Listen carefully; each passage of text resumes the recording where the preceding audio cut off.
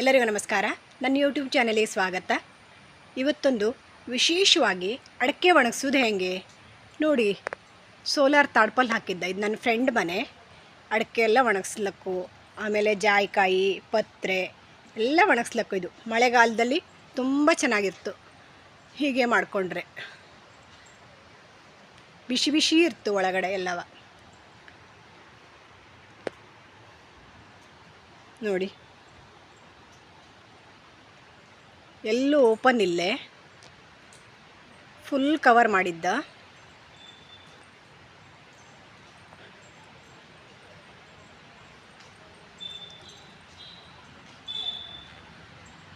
ಮಳೆಗಾಲದಲ್ಲೆಲ್ಲವ ಹೀಗೆ ಮಾಡ್ಕೊಳ್ಳವು.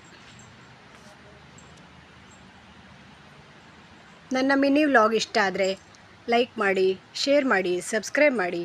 Thank you.